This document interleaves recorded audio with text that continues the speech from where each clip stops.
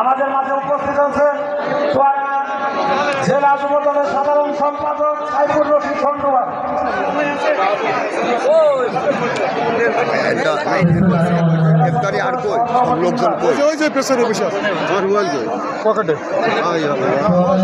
সদর উপজেলা বিএনপি এবং অঙ্গ সংগঠন আয়োজিত দেশনেত্রী দেশমাতা সাবেক প্রধানমন্ত্রী বেগম খালেদা জিয়ার রোগ মুক্তি উপলক্ষে আয়োজিত আজকের এই দোয়া এবং ইসলামী মাহফিলের সম্মানিত সভাপতি জনাব নজরুল ইসলাম, উপস্থিত প্রধান বক্তা জেলা বিএনপির বিপ্লবী সাধারণ সম্পাদক আমার স্নেহস্থ ছোট ভাই জনাব শরীফুজ্জামান শরীফ, মঞ্চে উপবিষ্ট জেলা বিএনপির বিভিন্ন স্তরের সিনিয়র নেতৃবৃন্দ, সামনে উপবিষ্ট জিয়ার সৈনিক ভাইরা, আসসালামু আলাইকুম। ইফতারের সময় আসন্ন, আমি একটা দুটা কথা বলে আমার বক্তব্য শেষ করব। আপনারা ধৈর্য হারাবেন না। ধৈর্য ধারণ করার কথা বলছি এই জন্য, বিগত 17 বছর আমরা ধৈর্য ধরেছি। 17 বছর আমরা ধৈর্য ধরেছি।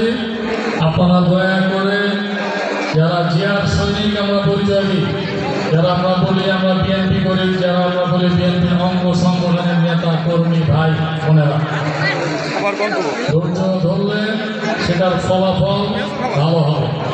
ব্যক্তিগতভাবে দলীয়ভাবে যারা ধৈর্যচ্যুতি ঘটাবেন, যাদের পদস্খলন হবে, তারা ব্যক্তিগতভাবে তারপরে দলকে বিপদে ফেলবেন। আল্লাহর রাস্তে দলকে বিপদে ফেলেন না। আপনারা জানেন দেশের নেত্রী বেগম খালেদা জিয়া এই বিগত 17 বছরে বিভিন্ন রকমের অত্যাচার নির্যাতনের পরেও কোনো ধরনের আপোষ করেননি। ওনার ছোট সন্তান অত্যাচার নির্যাতনের কারণে বরং আরাফাত রহমান কোকো নিহত হয়েছে। ওনার বড় সন্তান আমাদের দলের ভারপ্রাপ্ত চেয়ারম্যান জনাব তারেক রহমান নির্যাতিত হয়ে অসুস্থ হয়ে দেশান্তরী হতে বাধ্য হয়েছেন।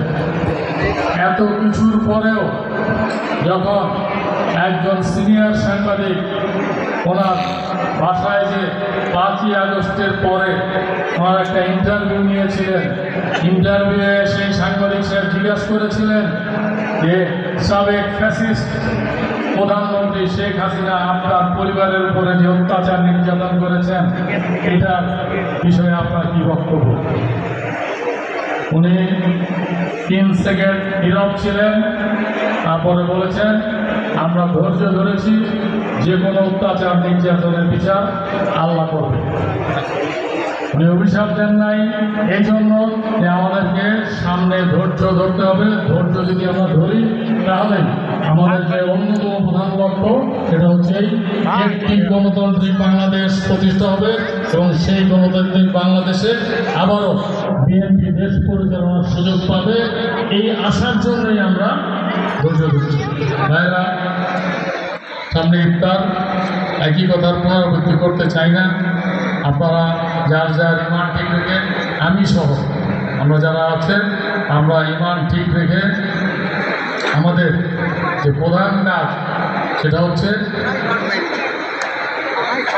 জনগণের মন জয় করা, জনগণের হৃদয় হরণ করা। জনগণের হৃদয় হরণ করতে হলে আমাদের ব্যবহারটা ভালো হতে হবে। আমরা যেন চেষ্টা না করি জনগণের সম্পদ হরণ না করতে। আমরা যদি জনগণের হৃদয় হরণ করতে পারি, আমরা যদি জনগণের মন জয় করতে পারি, আল্লাহ আমাদেরকে সবাইকে এই সম্পদশালী করবেন। ধৈর্য ধরেন এবং সেই সম্পদ আপনারা পাবেন, আমরা পাবো আইনসম্মত সম্পদ এবং ধর্মীয়ভাবে নৈতিকভাবে যেটা সম্ভব সেটাই পাবো। সেটার মধ্যে কিন্তু অনেক তৃপ্তি আছে। হাজার হাজার কোটি টাকার মালিক আজকে জেলখানায় পড়ছে, হাজার হাজার কোটি টাকার মালিক লুঙ্গি পরে দাড়ি কামিয়ে পালিয়ে যাচ্ছে। এটা কি আমরা চাই? আমরা চাই না। আমরা চাই ডাল ভাত খাবো, মাছ ভাত খাবো, জনগণ যেন আমাদেরকে সম্মান করে।